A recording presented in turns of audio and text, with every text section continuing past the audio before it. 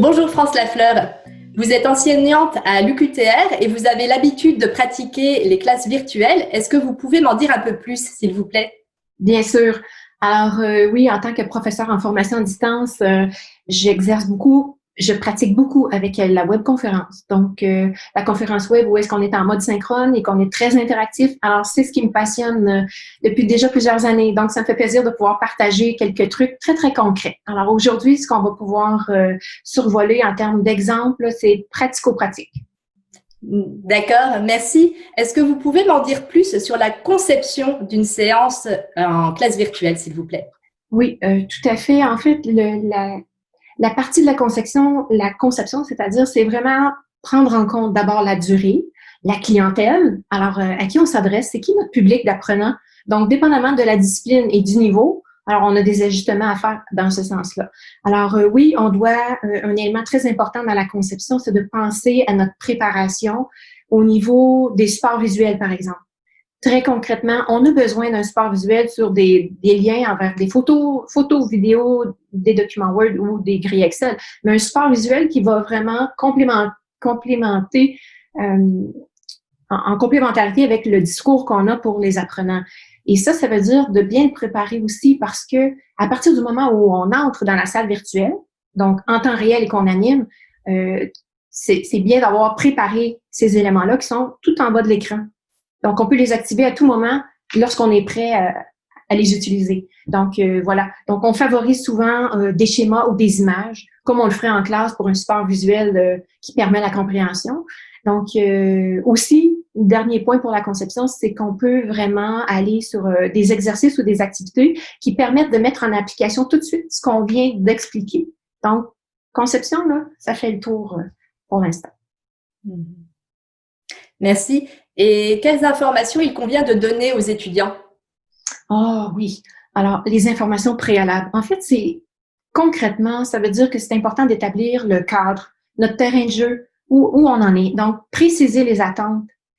Préciser les attentes aux apprenants, c'est-à-dire qu'est-ce qu'on attend d'eux. Donc, au niveau du savoir-être, par exemple, la ponctualité, la connexion, autant dans la personne que dans la fonctionnalité.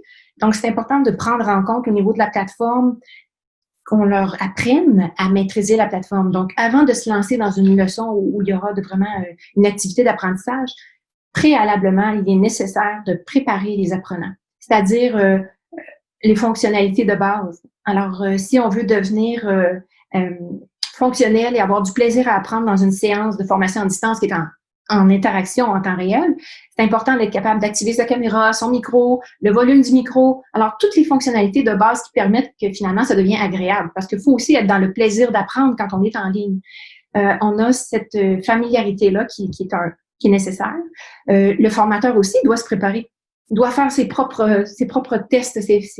On peut pas commencer à enseigner si on n'a pas fait quelques expérimentations soi-même. Ça nous permet de mieux guider l'apprenant ensuite parce qu'on voit venir les erreurs ou en tout cas, ça, c'est les péripéties où est-ce qu'on veut éviter des délais, des retards ou des caméras qui ne fonctionnent pas. Donc, ça vaut la peine. La pré-préparation, c'est un élément important aussi. Vous me parlez de préparation. Comment prépare-t-on l'animation de la classe virtuelle? Oh, là, on commence à s'amuser. Alors là, la clé du succès, c'est vraiment au niveau de la préparation. Préparer sa documentation, son contenu, ses éléments, ses outils, comme ceux que j'énumérais tantôt dans la conception. Alors là, cette fois-ci, il faut planifier combien on a d'apprenants, combien d'équipes on veut former, parce que évidemment, dans notre préparation, on sait déjà si on veut, à quel niveau d'interactivité on veut contrôler notre séance d'animation. Donc, il faut prévoir nos équipes, prévoir nos exercices, prévoir nos contenus. Et ça veut dire aussi en préparer un petit peu plus que pas assez. Par exemple, si on veut faire des sondages, des wikis, des jeux questionnaires, des travaux ou des mises en situation, etc.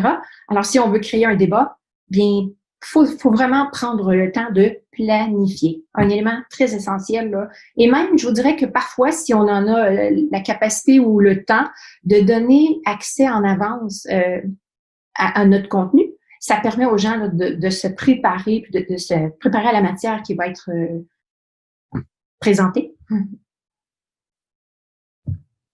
Très bien. Et comment favorise-t-on les interactions une fois qu'on est en classe virtuelle? Oh, ah là, vraiment, là, c'est la fête. Parce que à mon avis, c'est l'élément le plus important. L'interactivité, l'interaction, c'est là où il y a de l'humanisme.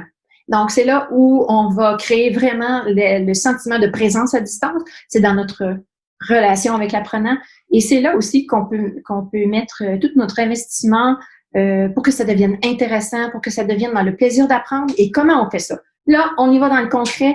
C'est ici que je veux élaborer davantage parce que c'est là qu'on y trouve une facilité d'intégrer l'apprentissage avec les petits trucs que je vous nomme à l'instant.